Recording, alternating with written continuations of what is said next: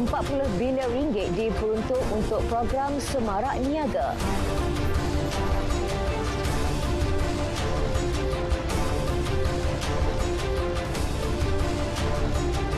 Sarawak optimis jadi pembekal terbesar tenaga boleh diperbarui di Asia Tenggara.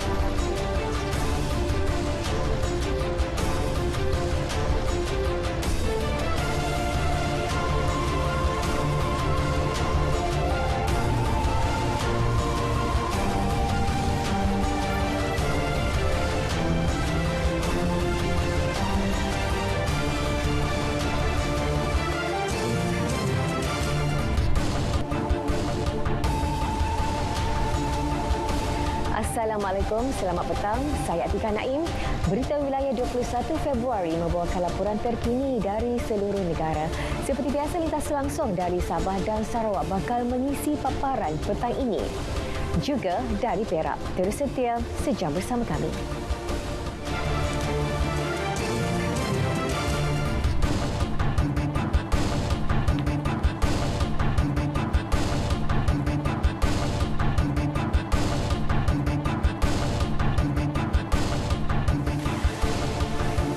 Program Semarak Niaga Keluarga Malaysia akan menjadi pelengkap kepada usaha menyediakan kemudahan pembiayaan dan bantuan bayaran balik pinjaman ketika fasa pemulihan pasca pandemik. Perdana Menteri Datuk Seri Ismail Sabri Yaakob berkata, program tersebut membuktikan komitmen kerajaan dalam memastikan ekosistem perusahaan mikro kecil dan sederhana PMKS terus berdaya saing. Program dengan nilai keseluruhan 40 bilion ringgit itu akan memperbanyakkan akses pembiayaan kepada sektor perniagaan bagi pengusaha PMKS dan sektor informal. Program ini merangkumi pinjaman langsung, jaminan pembiayaan dan suntikan ekuiti untuk dimanfaatkan oleh setiap golongan usahawan. Bagi perniagaan mikro dan kecil, kerajaan peka di atas keperluan akses kepada pembiayaan dengan kadar faedah yang rendah. Dalam perkara ini, skim pembiayaan informal dan mikro atau SPIM akan menawarkan pinjaman sehingga RM10,000 pada kadar faedah 0% dengan keutamaan diberi kepada peniaga sektor informal. Saiz dana untuk program ini sahaja berjumlah RM200 juta. Perdana Menteri turut memaklumkan bagi membantu usahawan agro makanan, mereka bakal ditawar skim mikro kredit oleh Agrobank menerusi pinjaman sehingga RM75,000 pada kadar 0% untuk 6 bulan pertama berserta kemudahan moratorium sehingga 6 bulan.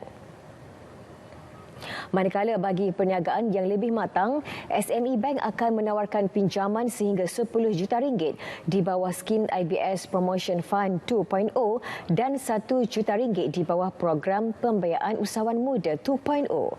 Kerajaan turut merangka satu pembiayaan bentuk baharu lebih anjal bagi meluaskan keupayaan memulihkan perniagaan bagi syarikat berdaya maju namun mempunyai kekangan mendapatkan dana baharu. Bagi membantu syarikat yang berdepan masalah hutang yang tinggi pula, kaedah perbadanan melebihi RM2.2 bilion melalui pelaburan ekuiti dan kuisi ekuiti turut bersedia. Selain itu, skim di bawah syarikat jaminan pembiayaan perniagaan SJPP akan menyediakan jaminan untuk pembiayaan yang dijadualkan dan distruktur semula dengan had jaminan bernilai RM22 bilion.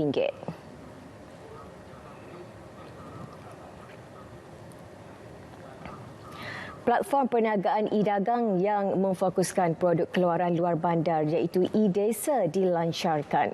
E-Desa akan memberi peluang dan ruang kepada produk-produk yang diusahakan dipasarkan dengan lebih meluas. Pada masa yang sama, platform itu diperluaskan kepada pengusaha barangan kering, peniaga barangan basah, pengusaha inap desa dan pelbagai perkhidmatan lain melibatkan kumpulan PKS luar bandar. Setakat ini terdapat kira-kira 500 peniaga yang telah berdaftar bagi menggunakan platform berkenaan. Menurut Menteri Pembangunan Luar Bandar Datuk Seri Mahzir Khalid, platform itu turut disokong beberapa agensi bagi melancarkan promosi barangan secara dalam talian. Kita di Kementerian Pembangunan Luar Bandar mempunyai banyak agensi yang memberi pinjaman, grant, khidmat nasihat kepada peniaga-peniaga kecil ataupun memberi perkhidmatan untuk meningkatkan produk dan juga kualiti peniaga-peniaga kampung atau peniaga-peniaga di luar bandar. Antara agensi terlibat termasuklah MARA, Felpra, Risda, Kemas, Kedah, Perda, Ketengah, Kejora dan Kesedar. Aplikasi yang hanya bermula secara kecil-kecilan di Kuala Nerang, Kedah tahun lalu kini boleh diakses peniaga dan pembeli seluruh negara. Kementerian Pendidikan belum membuat sebarang keputusan rasmi pelaksanaan semula pentaksiran tingkatan 3 PT3 bagi tahun ini. Menteri Kanan Pendidikan Datuk Dr. Razi Jidin menjelaskan kementerian kini sedang meneliti pendekatan bersesuaian yang boleh dilaksana dengan mengambil kira tahap penguasaan murid. Kita belum membuat sebarang keputusan berkaitan dengan PT3. Ya, itu kena jelas. Ya. Belum ada sebarang keputusan rasmi oleh KPM berkaitan dengan PT3. Apa yang kita ingin lihat adalah tahap penguasaan anak-anak kita yang berada di sekolah, mereka telah mula masuk ke sekolah untuk membolehkan kita mendapat indikasi apakah pendekatan yang paling sesuai. Sebelum ini tular di media sosial mengenai pemakluman pelaksanaan PT3 yang bakal diadakan semula sekaligus menimbulkan pelbagai reaksi ibu bapa dan masyarakat.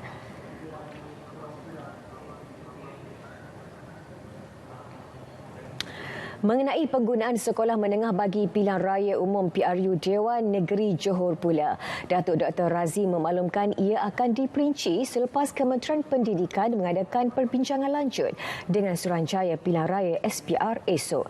Perbincangan awal telah diadakan kedua belah pihak bagi memastikan persiapan peperiksaan SPM tidak terganggu.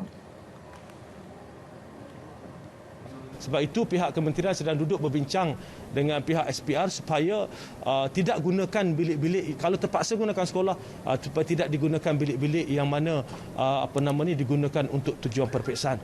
Ini bagi memastikan susun atur itu tidak diganggu, ya, kerana kita khawatir nanti susunan indeks kedudukan pelajar dan sebagainya akan menjejaskan proses pelaksanaan peperiksaan itu dan proses pembarkahannya nanti.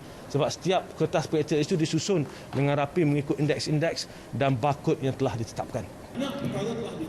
SPR sebelum ini mengumumkan 151 sekolah menengah dipilih dan akan diguna sebagai pusat pengundian bagi PRU Dewan Negeri Johor.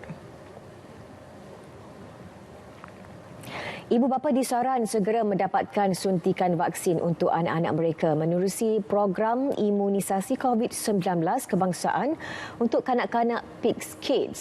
Ini memandangkan golongan berkenaan mudah terdedah kepada sindrom keradangan multisistem pada kanak-kanak MESI sekiranya dijangkiti COVID-19. Sekarang ni memang kita ada juga data-data menunjukkan ada kesan-kesan serius yang sangat-sangat jarang berlaku. Seperti MISC, Multi-System Inflammatory Syndrome. Sindrom. C itu CHARP. Itu kita takut berlaku sebab dia adalah radang yang meliputi banyak organ. Dia boleh kena jantung, dia boleh kena paru-paru, dia boleh kena usus, dia boleh kena ginjal, dia boleh kena otak dan sebagainya. Ini kebimbangan kita. Itu yang kita bimbang. Jadi sebab itu kita nak bagi vaksin. Beliau berkata demikian selepas melawat pusat pemberian vaksin kanak-kanak di Dewan Seri Selinsing, Gunung Semanggul. Di Perak, sebanyak 20.4% kanak-kanak telah disuntik dengan satu dos. Misi ialah keadaan kritikal yang boleh berlaku apabila terjadinya keradangan organ dalaman, terutamanya jantung, paru-paru dan otak.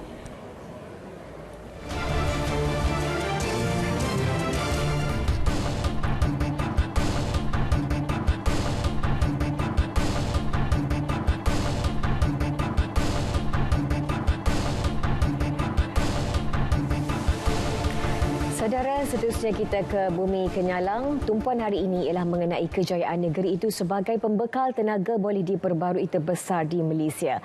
Laporan lanjut bersama Buma Wiyin. Silakan Buma. Baik, terima kasih Atika. Sarawak optimis untuk menjadi kuasa besar di Asia Tenggara yang membekalkan tenaga boleh diperbaharui dengan harga berpatutan serta boleh dipercayai di rantau ini. Ketua Menteri Datuk Patinggi Tan Sri Abang Johari Tonopeng berkata, beliau yakin Sarawak dapat mencapai sasaran tersebut memandangkan negeri ini merupakan pembekal tenaga boleh diperbaharui terbesar di Malaysia selain mempunyai kekayaan khazanah sumber asli. Beliau berkata demikian pada majlis Town Hall sempena sambutan 100 tahun penubuhan Sarawak Energy di Kuching hari ini. Menurut Datuk Patinggi Tan Sri Abang Johari lagi, Sarawak telah mengeksport elektrik boleh diperbaharui ke Kalimantan Barat sejak 2016 dan dalam masa terdekat akan mengeksport tenaga ke Sabah. Jelasnya lagi, usaha tersebut bakal merealisasikan grid Borneo dan sekaligus menjadikan negeri ini sebagai bateri ASEAN. Dalam pada itu, Ketua Menteri turut memberitahu projek di Kalimantan Utara berjalan lancar serta dalam persiapan akhir untuk menentukan pelaburan. Katanya jika projek tersebut dilaksanakan kelak, ia bakal memberi sumbangan yang besar kepada kebolehpercayaan bekalan serantau, pertumbuhan ekonomi serta kemakmuran.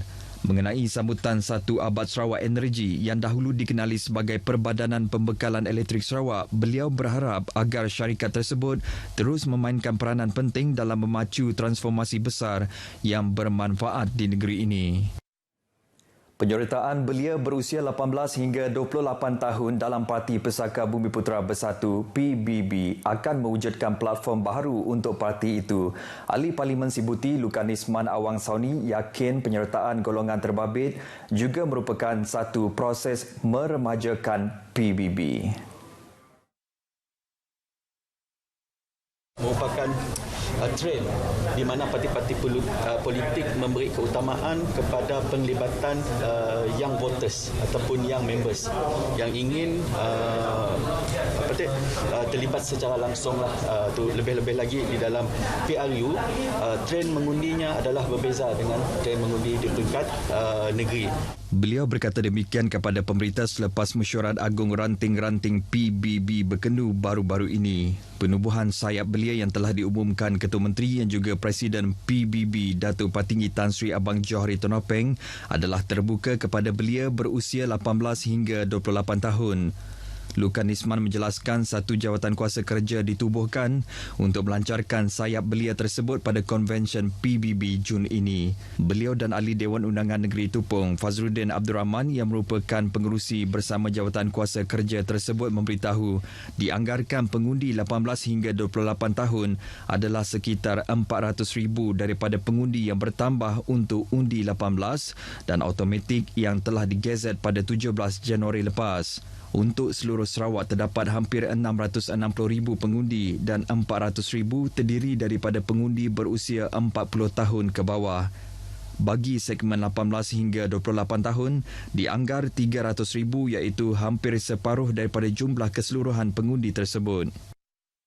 Baik, program bermukim di Kampung Beraya Batu Satu Miri ialah satu usaha murni RTM Miri dalam menyantuni penduduk kampung tersebut. Memuji usaha itu, Menteri Muda Belia dan Sukan dan Pembangunan Usahawan Dr. Ripin Lamat berharap program yang dilanjurkan menerusi Jawatankuasa Badan Kebajikan Kaki Tangan Islam JBKKIS itu dapat diteruskan di Rumah Panjang pada masa akan datang. Tambah Dr. Ripin Laman, beliau amat menyambut baik usaha JBKKIS RTM Miri menerusi program ini yang berupaya merapatkan silaturahim dan memupuk persefahaman antara ahli-ahlinya dengan penduduk kampung. Antara pengisian program tersebut ialah aktiviti gotong royong membersihkan kawasan surau Darul Taqwa Kampung Beraya Batu Satu Miri selain beriadah bersama. Selain itu, turut diadakan rakaman program bercerita sirah Nabi Muhammad untuk siaran sepanjang bulan Ramadan kelak selain acara senam robik, perlawanan badminton dan aktiviti memanah. Pada sebelah malam pula turut diadakan ceramah Ishraq Mikraj yang juga dihadiri oleh Ahli Parlimen Sibuti Lukanisman Awang Sauni. Pada majlis tersebut beliau menyerahkan sumbangan barangan makanan kepada 11 orang asnaf kampung tersebut. Beliau turut menyampaikan sumbangan geran projek kecil luar bandar MRP berjumlah RM15,000 kepada Surau Darul Taqwa, Kampung Beraya Batu Satu untuk menganjurkan program surau, manakala RM5,000 lagi untuk JB KKRS RTM Miri menganjurkan aktiviti dan program. Para penjajah tamu gerai mahupun pasar malam di Bintulu digalakkan untuk membuat pembayaran harian kepada pihak-pihak Lembaga Kemajuan Bintulu BDA secara dalam talian menerusi aplikasi SP Global. Timbalan Pengurus Besar BDA Abdul Rahim Abdullah berkata, galakan ini selari dengan anjakan kemajuan teknologi bagi menggantikan pembayaran secara konvensional yang menggunakan resit kepada pendekatan secara digital. Abdul Rahim Abdullah yakin penggunaan SP Global atau dahulunya dikenali sebagai Sarawak Pay mempunyai banyak kelebihan yang boleh dinikmati oleh masyarakat termasuk ganjaran kesetiaan, loyalty rewards selain mudah dan selamat tanpa tunai cashless. Beliau berkata demikian semasa majlis perasmian penggunaan SP Global untuk kutipan harian BDA hari ini di Auditorium Perpustakaan BDA. Aplikasi SP Global adalah aplikasi e-wallet yang pertama bagi negeri Sarawak yang dilesenkan di bawah peruntukan dengan mematuhi garis panduan serta terma dan syarat daripada Bank Negara Malaysia BNM. Inisiatif ini adalah usaha yang dijalankan oleh Kerajaan Negeri Sarawak melalui Strategi Digital Ekonomi Kerajaan Sarawak 2018-2022. Baik saudara, sekian berita dari Sarawak. Kita kembali bersama Atika di Angkasa Puri. Silakan Atika. Terima kasih Buma untuk perkembangan di Sarawak. Masih lagi dengan perkembangan di Sarawak, iaitu Sarawak mempunyai hak dalam meminda perlembagaan mereka sendiri termasuk menukar perkataan Ketua Menteri kepada Premier menurut penyandang kerusi Institusi Raja-Raja Melayu Universiti Teknologi Mara UiTM Profesor Datuk Dr. Syam Rahayu Abdul Aziz. Apa yang penting pindaan perlembagaan negeri itu tidak boleh bercanggah dengan perlembagaan persekutuan. Tapi apabila saya melihat draft rang undang-undang itu, didapati draft rang undang-undang itu juga menyatakan bahawa ketika mana dijumpai perkataan Ketua Menteri dalam mana-mana undang-undang itu, dia hendaklah dibaca dengan perkataan Premier. Tapi saya mahu tegaskan bahawa negeri Sarawak sebagaimana juga negeri-negeri lain mempunyai perlembagaan negeri masing-masing dan setiap peruntukan perlembagaan negeri itu hendaklah sentiasa selaras dengan peruntukan perlembagaan persekutuan. Beliau berkata demikian selepas Majlis Wacana Ilmu Peristiwa Pengisytiharan Tarikh Kemerdekaan Persekutuan Tanah Melayu di Air Keroh. Majlis dirasmikan Timbalan Speaker Dewan Undangan Negeri, Datuk Khaidirah Abu Zahar. Setiap percikan tenaga berpotensi untuk pergi lebih jauh, menghidupkan impian serta menceriakan kehidupan. Ia mendorong kita untuk menuju ke arah dunia yang lebih lestari. Menjelang 2050, aspirasi kami ialah bebas penggunaan arang batu dan menyokong tenaga hijau yang menerangi kediaman. Mampukah kita melakukannya? Ya, kita boleh. Demi menerangi kehidupan dan mewariskan dunia yang lebih lestari. Memberi manfaat kepada semua, walau apa jua dan di mana sahaja. Bersama, kami akan terus menjana setiap potensi. Tenaga hari ini demi merealisasikan hari esok yang lebih sejahtera buat kita semua.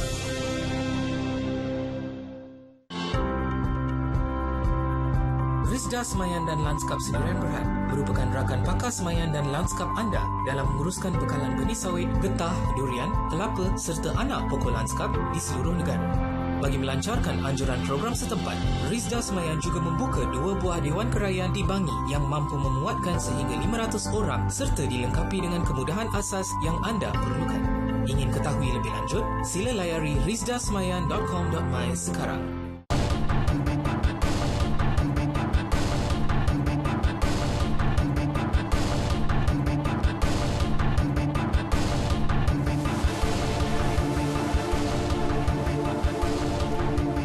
Seterusnya kita ke perkembangan dari negeri di bawah bayu. 2 daerah di negeri itu kini dilanda banjir. Perinciannya bersama Inisia Daulus di Kota Kinabalu. Inisia, silakan.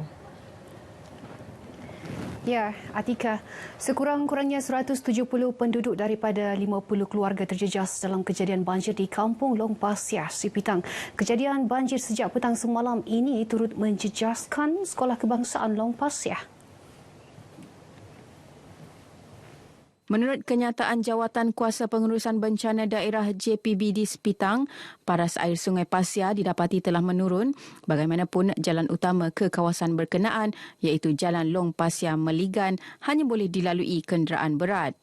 Setakat ini belum ada pusat pemindahan sementara PPS dibuka, namun JPB di Sipitang telah pun menghantar 150 bantuan bakul makanan bermula hari ini kepada penduduk terjejas. Cuaca dilaporkan ketika ini masih dalam keadaan mendung.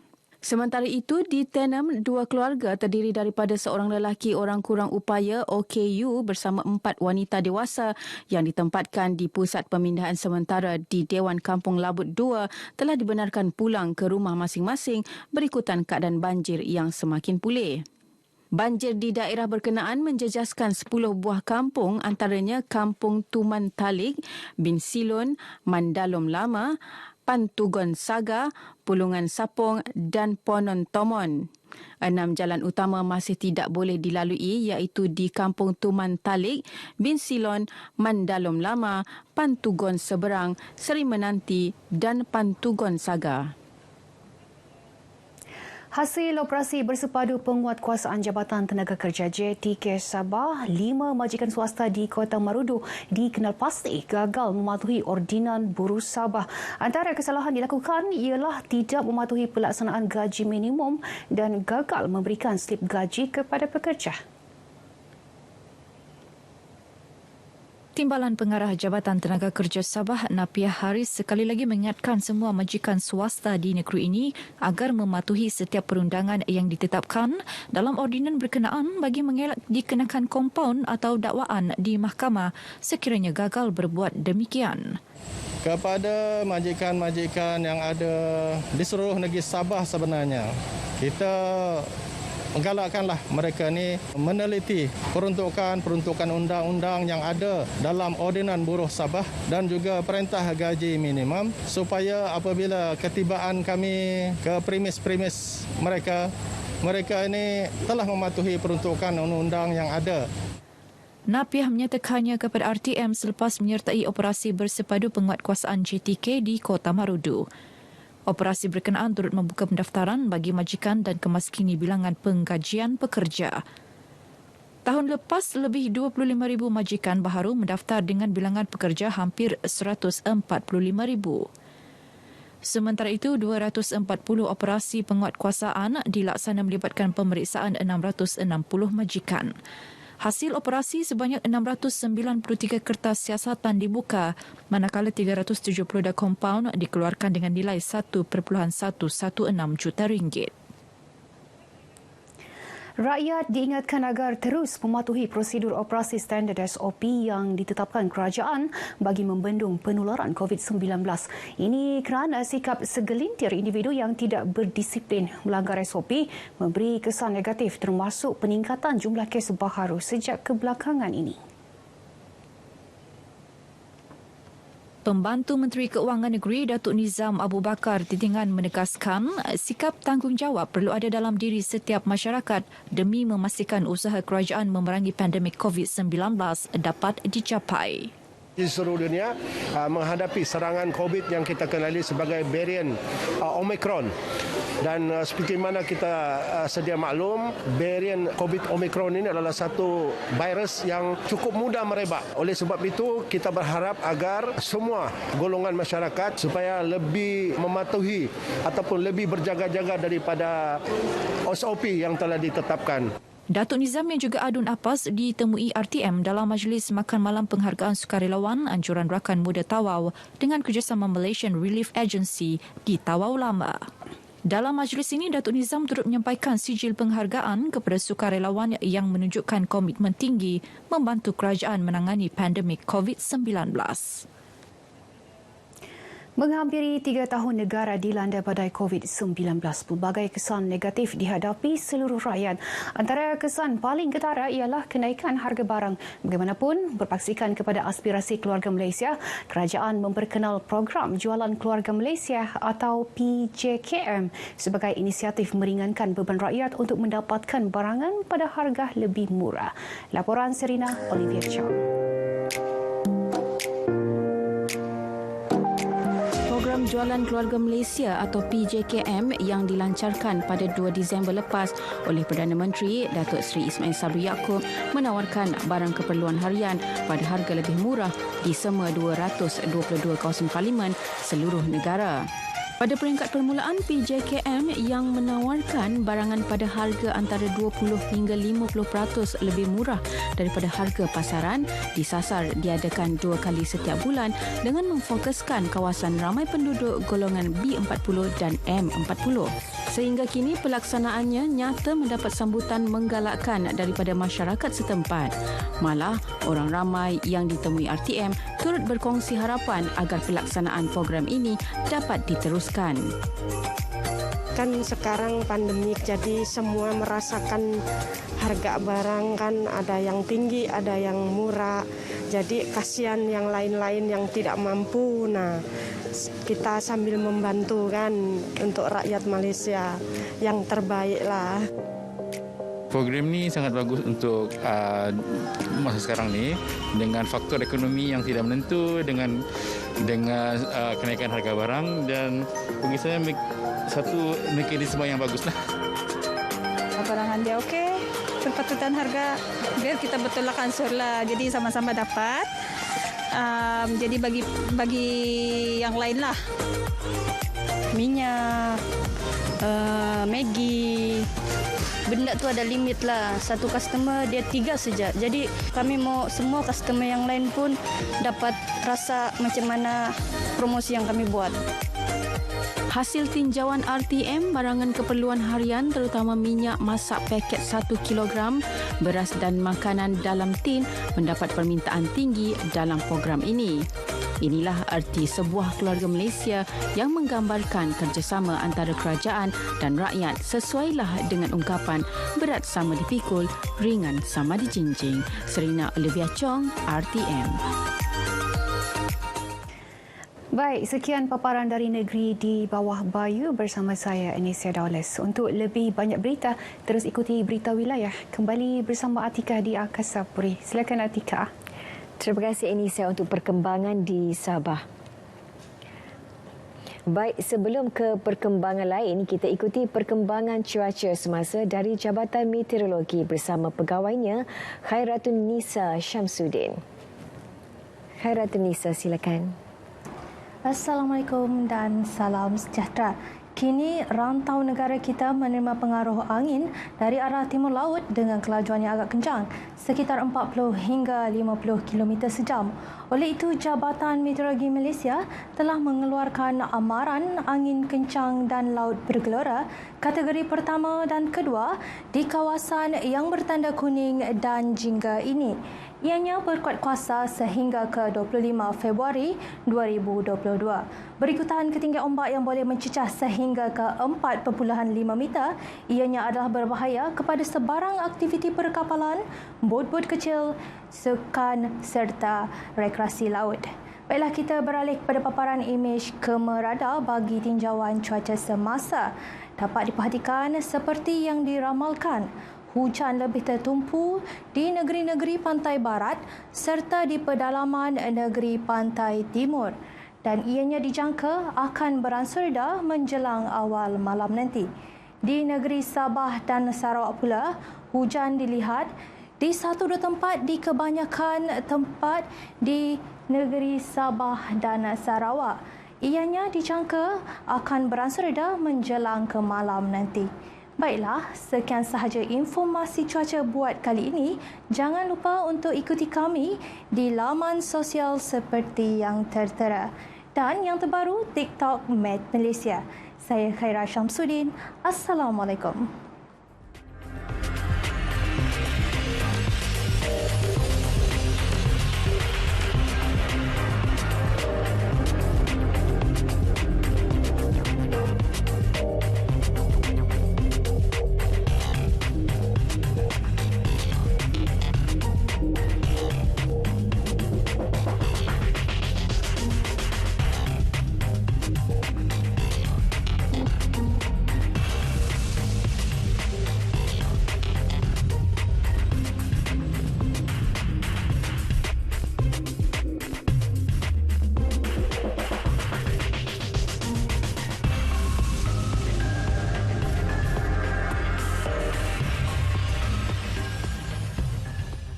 Penat sangatlah hari ni.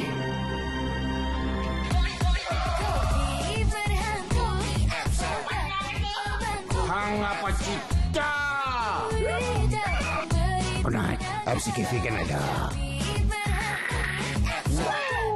Oh, memang betul lah.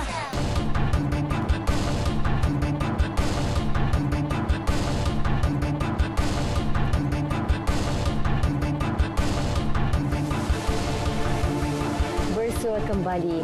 Tidak perlu beli sayur lagi. Itu pulangannya selepas aktiviti berkebun yang dilakukan untuk mengisi masa lapang ketika negara berdepan Perintah Kawalan Pergerakan kini membuahkan hasil.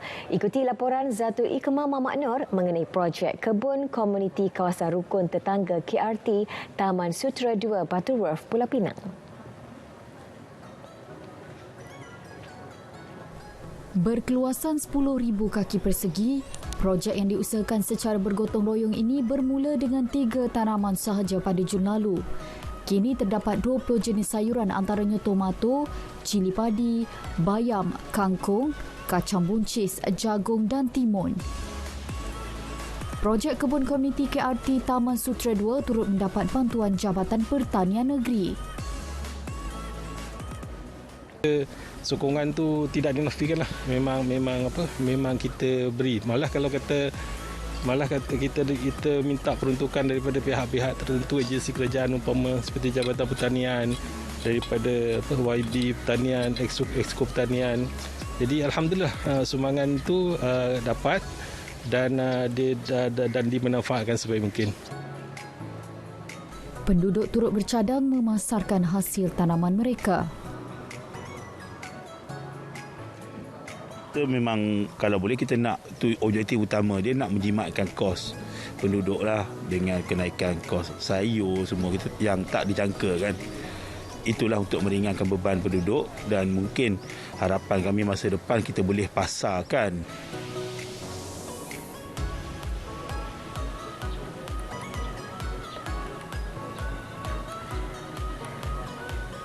Dengan adanya aktiviti-aktiviti sebegini di kawasan kami ini, memang kami telah dapat bersama dengan semua penduduk-penduduk di kawasan ini, terutama jiran-jiran terdekat kami yang sebelum ini mungkin kita tak kenal sangat mereka.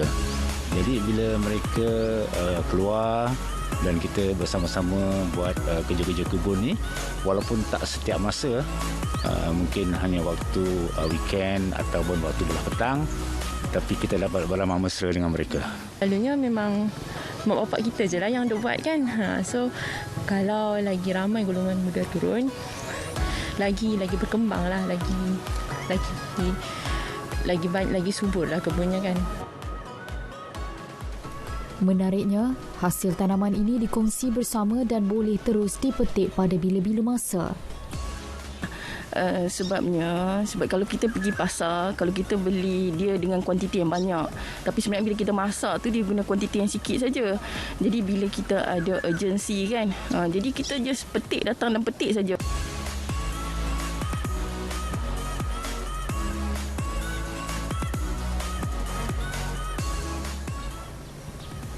Kebun komuniti. Walau hasil tuaian tidak sebesar pertanian moden lain, namun ia sedikit sebanyak menyumbang kepada penjimatan belanja penduduk kawasan sekitar. Bak kata pepatah, berbudi kepada tanah pasti ada hasilnya. Zatul Ikmah Mamak Nur, Berita RTM. Menjelang sesi persekolahan bulan depan, hampir 40 pelajar asnaf menerima sumbangan berupa voucher pembelian buku latihan sumbangan badan bukan kerajaan NGO Komuniti Penduduk Taman Bersatu. Pengerusinya Salmi Muhammad Yaakob berkata, sumbangan disalurkan kepada pelajar dari kawasan Taman Bersatu yang terjejas susulan krisis COVID-19. Voucher ni sekurang-kurangnya ringan sikit lah beban pada saya kan. Sebab anak lagi pun, nanti pun anak yang nombor 2 tu nak masuk tingkatan 1 kan, ni tinggi sikit kan kos dia kan. PKP kan tak boleh kerja lama mana. Memang kurang banyak juga lah.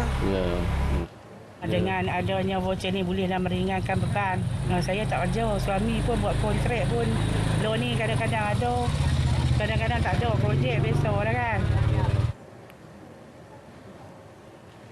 Saudara, perkembangan wilayah utara kita teruskan dengan lintas langsung dari Perak. Antara fokusnya mengenai PIC Kids. Kita ke Ipoh bersama Fahmi Mamak Nur yang bersedia di sana. Fahmi, teruskan. Baik, terima kasih Atika. Penerimaan vaksin dalam kalangan kanak-kanak di negeri ini menerusi PIC Kids mencatatkan peningkatan memberangsangkan, terutama pendaftaran secara walk-in atau jumpa terus. Setakat ini lebih 20% daripada 182,000 kanak-kanak yang layak telah menerima dos pertama sejak dilancarkan pada 10 Februari lalu. Ikuti laporan yang saya sediakan. Vaksin tahu tak untuk apa? Tahu. Sebab apa? Untuk apa vaksin? Sebab nak mencegah COVID-19. Okey, sakit tak tadi? Tak. Tahu tak vaksin untuk apa? Sebab apa? Sebab COVID. Okey, tadi cucuk sakit tak? Tak. Sakit tak kena cucuk? Tak sakit. Tak sakit? Sakit tak cucuk tadi? Rasa kena subit dengan mama. Program imunisasi COVID-19 kanak-kanak PIC Kids mendapat sambutan menggalakkan khususnya di Ipoh Perak ini. Seperti yang anda dapat lihat di belakang saya ketika ini, ibu bapa dan juga anak-anak mereka masih lagi menunggu giliran untuk didaftarkan sebelum proses yang berikutnya di dalam dewan ini. Exko Pendidikan, Pengajian Tinggi dan Sumber Manusia Negeri Ahmad Saidi Muhammad Daud berkata, kempen dan promosi terus giat dijalankan bagi mewujudkan kesedaran dalam kalangan ibu bapa. Menjelang penghujung bulan ini, pihaknya menyasarkan 90% kanak-kanak di negeri ini telah lengkap divaksin. Itu bagi Kementerian Pendidikan dan juga Jabatan Pendidikan Negeri, sasaran yang diletakkan adalah pada kadar 90%. Jadi sudah pastilah saya kena percaya ke semua urus dia cuba untuk memastikan sasaran yang disasarkan itu berjaya untuk kita capai. Sementara itu, respon yang diterima daripada ibu bapa dan penjaga juga adalah baik. Perlulah, sebab itu perlindungan untuk anak-anak kita kan. Sebab kita memerlukan satu perlindungan yang kita rasa macam semua kena ambil, kena aware lah, kena sedar benda itu perlu. Jadi memang tak payah fikir banyak-banyak lah. Tu ambil lah untuk perlindungan anak-anak kita. Sebab untuk prevent dari getting worst case lah. So kalau ambil vaksin, then dia boleh minimize dia punya risiko dia. Untuk menjamin keselamatan sekarang kan, penyakit semua kan memang merebak kan. Takut juga nanti dia kena ke. Safety is important for me lah.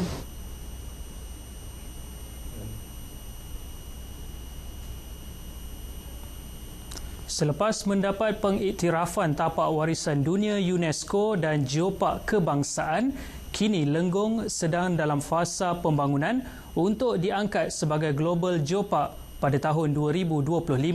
Bagi mencapai hasrat tersebut, beberapa kemudahan perlu ditambah baik dengan sokongan Kerajaan Persekutuan dan Negeri serta penggiat industri. Ahli Parlimennya Datuk Seri Dr. Samsul Anwar Nasarah berkata, penambahbaikan itu termasuk menaik taraf kemudahan jaringan pengangkutan dan perhubungan di kawasan tersebut. Pelancong yang datang ke Lenggong ini ada yang datang sendiri berkereta, tetapi ramai juga yang datang dengan bas dan kereta api. Sebab itu kita harap sampai ketika kerajaan negeri dan serta merancang untuk membolehkan jaringan hubungan. Mungkinkah boleh difikirkan kereta api laluan, kerana bukan hanya membangunkan Lenggong ini, tapi juga membangunkan kawasan Royo Belum. Beliau berkata demikian selepas melancarkan pelan pelancongan Lenggong yang disediakan sebagai rujukan kepada pelancong yang berkunjung ke Lenggong.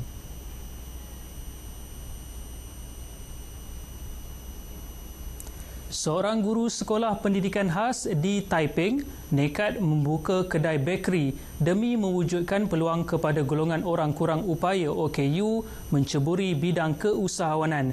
Intan Hazlina Samsul Badri berkata, kesemua mereka yang diambil akan dilatih tanpa dikenakan sebarang yuran.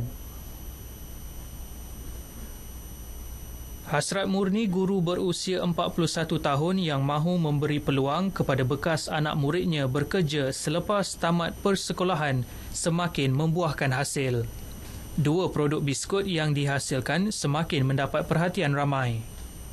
Lepas tu saya pun saya tubuhkan kedai ni bukan selama-lamanya saya nak latih ni dengan saya. Saya nak latih diorang supaya diorang boleh jadi usahawan, mampu untuk berdikari buat di luar. Macam saya bagi semua resepi, semua tahu macam mana nak buat cookies, macam mana nak jual, macam mana nak packing. Dan saya kata lepas ni kalau siapa yang dah mahir, cikgu lepaskan buat sendiri di rumah, buat dengan mak ayah. Seramai 22 pelatih mampu menghasilkan produk bekeri mengikut resepi yang ditetapkan. Tambah Intan, golongan OKU ini memerlukan pendedahan dan berpotensi untuk berjaya sama seperti masyarakat lain sekiranya mendapat peluang. Rata-rata pelatih yang berkhidmat mengalami masalah pembelajaran, autism, pekak dan bisu. Pemenang pingat emas Festival Anugerah Pencipta Antarabangsa 2020 dipilih menerima anugerah emas Menteri Pendidikan kategori Kolej Vokasional tahun ini. Raja Nur Syafiqah Raja Syahidan menerima penghargaan itu ketika Majlis Convocation Kolej Vokasional Taiping di EdTech Kemunting. Raja Nur Syafiqah berkata kejayaan beliau adalah hasil sokongan tidak berbelah bahagi keluarga, guru dan rakan-rakan. Dulu masa saya sekolah biasa, sekolah harian, saya selalu tengok kawan-kawan saya naik pentas. Saya tak pernah naik. Jadi dari situ saya macam, kenapa saya tak boleh? Saya nak mak saya boleh naik pentas macam family lain. Jadi dari situ saya usaha sungguh-sungguh sejak saya masuk KB dan saya masuk apa sahaja pertandingan yang ada. Dengan penganugerahan itu, beliau membawa pulang sijil, plak dan wang tunai RM2,500. Anak bongsu daripada 4 beradik itu sebelum ini turut dipilih menerima anugerah inovasi terbaik bidang elektronik selain tempat ke-6 anugerah tertinggi pencipta inovasi di Korea Selatan. Paparan itu mengakhiri berita wilayah dari Perak. Terus amalkan kawalan kendiri, bersama-sama lindung diri, lindung semua. Berita selanjutnya kita bersama Atikah di Angkasa Puri. Silakan. Terima kasih Fahmi untuk perkembangan di Perak.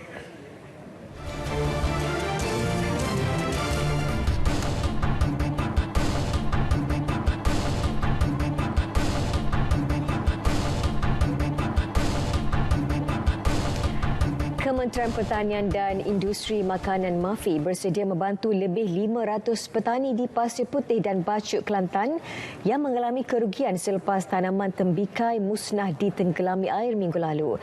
Timbalan Menterinya Datuk Dr. Nik Muhammad Zawawi Saleh memaklumkan MAFI kini sedang membuat taksiran kerugian sebenar dialami yang menyebabkan tanaman di tanah berkeluasan lebih 400 hektar. Katanya tanaman tembikai di daerah Pasir Putih dan Bacuk mempunyai kualiti yang baik dan mampu menampung keperluan tanaman itu di seluruh negara. Jadi taksiran kepada kerugian ini dia besarlah. Dia memang mencecah jutaan ringgit lah kerugian yang dialami. Cuma kita tidak ada lagi data yang taksiran yang tepat itu tidak ada. Tapi dia membabitkan jutaan ringgit lah kerana kawasan yang sangat luas. Dalam pada itu, Datuk Dr. Nik Muhammad Zawawi memaklumkan peruntukan RM3 juta diluluskan untuk pembinaan bangunan baru pertubuhan peladang kawasan PPK Bukit Awang Pasir Putih, Kelantan. Pembinaan itu bagi menggantikan bangunan asal PPK yang telah uzur. PPK Bukit Awang merupakan pembekal terbesar tanaman cili bagi syarikat Nestle. Dia mencatatkan keuntungan yang agak besar bagi Bukit Awang dan dengan itu kita minta supaya kerajaan meluluskan peruntukan untuk buat bangunan yang sempurna dan ada dewan dan seumpamanya. Jadi alhamdulillah baru-baru ini kerajaan memutuskan untuk bagi peruntukan 3 juta ringgit dan hari ini kita serahkan mock check untuk PPK Bukit Awang.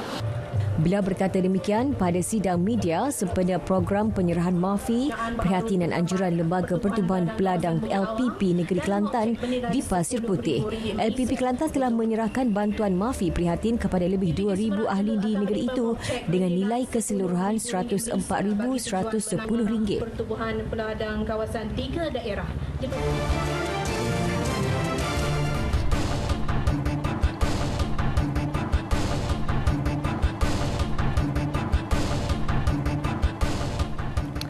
Susulan kejadian ribut dan hujan lebat di Felda Jelai 1 Gemas petang semalam. Bagi penduduk yang terlibat kejadian berkenaan berlaku sekelip mata dan tetap bersyukur kerana tiada sebarang kemalangan jiwa. Kejadiannya sebab ribut tu kuat lah kan. Saya parking kereta dalam masa 5 minit, lepas tu berlaku pokok pun tumbang lepas tu. Selamatkan diri dengan anak. Mula petir bunyi, Aceh ingat tak hujan. Hari cukup gelap. Lepas tu petir 3 kali 4 kali. Serta-merta hujan pun turun. Hujan turun dengan angin sekali ribut. Macam dia berputar-putar. Sementara itu, Ketua Peneroka Felda Jelai 1 Azmi Saring berkata bantuan segera akan disampaikan kepada penduduk terjejas. Penilaian dan siasatan kerosakan sedang dibuat dan kerja-kerja membaik pulih akan turut segera dilaksanakan dengan pelibatan pelbagai agensi termasuk Felda serta pejabat daerah dan tanah. Cuba kumpulkan maklumat daripada ketua-ketua blok untuk kita kumpulkan dan kita kemaskenkan untuk tindakan seterusnya. So pada hari ini kita bergerak dalam 2-3 grup untuk menyelesaikan masalah warga yang terlibat tadi. Stesen Radio Johor FM menyasarkan seramai 100,000 pendengar dan pengikut tahun ini. Ketua Bahagian Rancangan Johor FM, Zahrinul Aini Sumeri berkata, stesen itu komited untuk terus melaksana pelbagai aktiviti radio di lokasi bagi menarik minat pendengar lama dan baharu. Antara yang bakal dilaksanakan adalah Jelajah Johor FM di Muar, program Semarak Ramadan dan Hari Raya. Dan kita akan war-warkan sebenarnya apa agaknya keistimewaan menjadi ahli Johor FM Fan Club ini, dan kalau nak tahu kena daftar dulu. Okey, kita akan muat naik borang secara Google Form, secara QR code di semua media sosial Johor FM dan juga di laman web Johor FM. Beliau berkata demikian ketika menjadi tetamu cerita pagi siaran Selamat Pagi Malaysia. Hari ini, stesen radio negeri itu mengadakan program Prajelajah Johor FM di Kampung Parit Puteri Menangis Benut. Program turut melibatkan penyertaan usahawan industri kecil dan sederhana untuk diberi taklimat pemasaran perniagaan.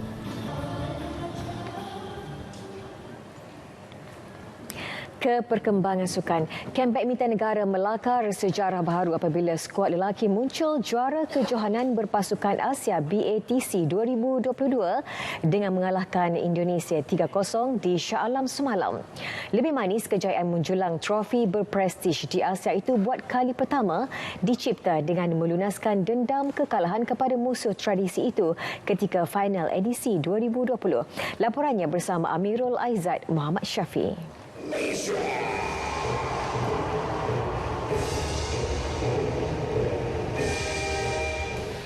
Kemenangan semalam itu turut berjaya meleburkan harapan Indonesia memenangi gelaran kali keempat berturut-turut sejak 2016. Pencapaian tersebut pastinya memberi suntikan semangat buat para pemain mempamer momentum cemerlang sepanjang musim 2022 ini. Saya pun harap mereka after this mungkin boleh ambil ni as a very penting punya experience lah buat untuk nanti Mei di Thomas Cup. So harap kita akan jadi satu tim yang lebih matang lah. Dan hopefully ada good result lah ini.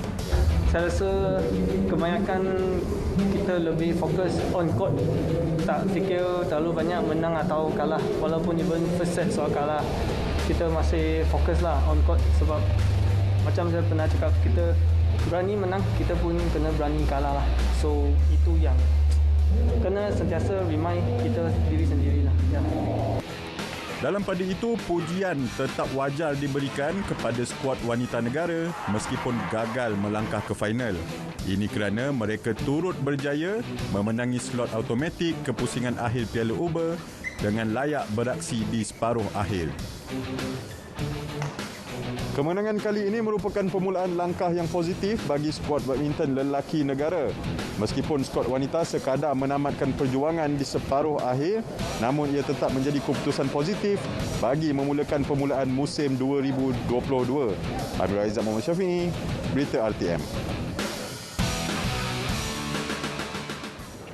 Kejayaan skuad lelaki badminton negara menjuarai kejohanan berpasukan Asia BATC 2022 semalam membuktikan bahawa tidak mustahil Piala Thomas mampu menjadi milik Malaysia Mei depan.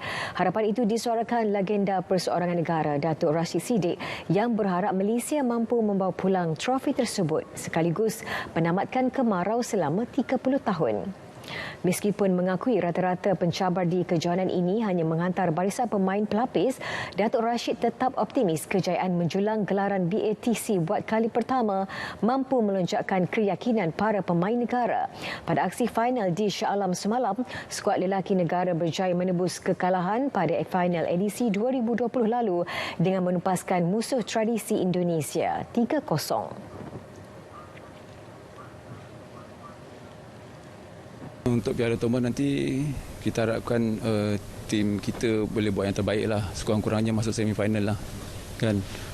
Dah berapa tahun masuk ke tahun ni, lebih kurang 30 tahun kot kita tak dapat Thomas Cup kan. So kita sekarang ni memang dahagakan kejuaraan Piala Thomas tu kan. So harap Malaysia boleh bagi kejutan lah pada tahun ini untuk dapatkan balik Piala Thomas.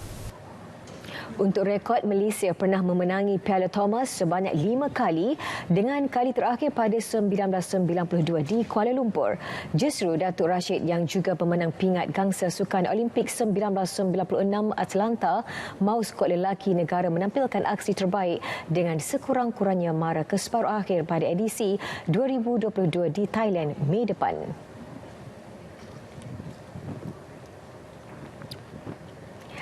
Saudara, minat dan cinta terhadap alam semula jadi mendorong Seveli Bonua dari Limbang, Sarawak membuka sebuah inap desa di tanah kebun milik keluarganya. Homestay Gabvelia memberi peluang kepada para pengunjung untuk berkongsi keindahan alam di lokasi berkenaan. Ikuti laporan disediakan Dalini Jupar Ali.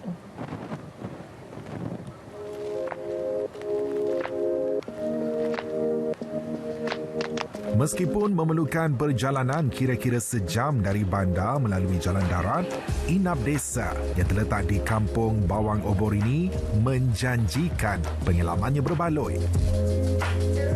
Rata-rata pengunjung yang ditemui memberitahu keindahan lokasi tersebut dengan pemandangan menghijau begitu mengujakan.